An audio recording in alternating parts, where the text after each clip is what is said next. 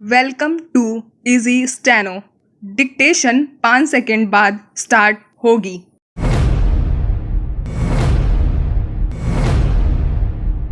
भारतीय उद्योग संगठन फिक्की ने चालू वित्त वर्ष की विकास दर के अनुमान को घटाकर 7% कर दिया है। उसने यह भी कहा है कि अगर कोई अन्य व्यवधान आया तो यह दर 6.5% भी रह सकती है। हालांकि अप्रैल में फिक्की ने इस वर्ष विकास दर 7.4% रहने का अनुमान लगाया था। रिजर्व बैंक ने विकास दर के 7.2% रहने का अनुमान जताया था। फिक्की का ताजा अनुमान उससे कम है। रेटिंग एजेंसी मॉर्गन स्टैनली ने भी अपनी अनुमान दर को 7.6 से घटाकर 7.2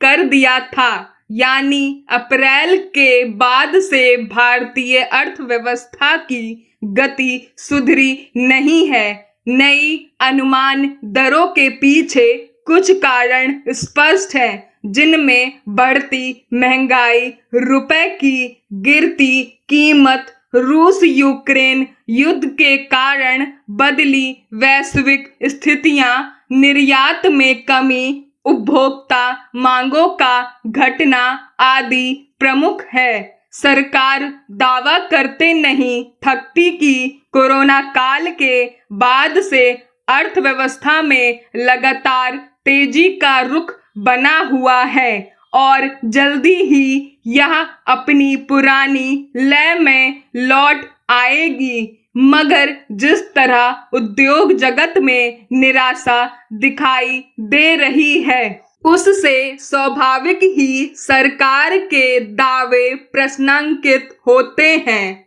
हालांकि सरकार ने महंगाई पर काबू पाने के लिए कई कड़े कदम उठाए।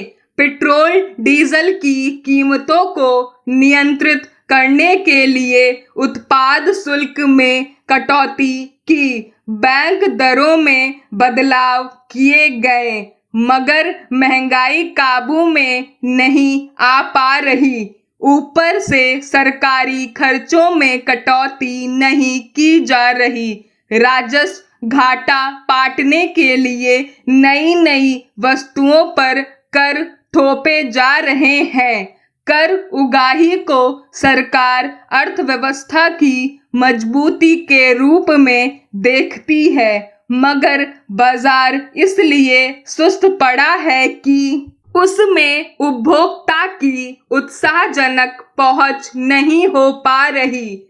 टिकाऊ उत्पाद का उत्पादन स्थिर पड़ा है, जिससे बड़े उद्योगों का विकास दर में अपेक्षित योगदान नहीं मिल पा रहा।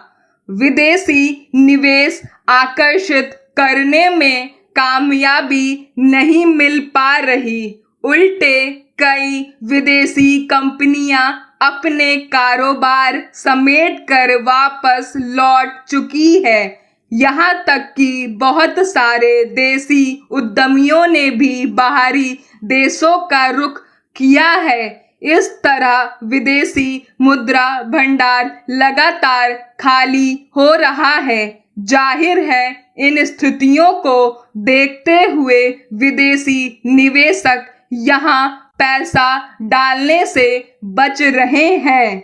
निर्यात की स्थिति पहले ही खराब थी, इस समय और बुरी हो गई है। रुपए की कीमत गिरने से आयात पर अधिक खर्च करना पड़ रहा है। यही वे पहलू हैं जिन्हें देखते हुए उद्योग संगठन ने विकास दर को लेकर निराशाजनक अनुमान पेश किया है।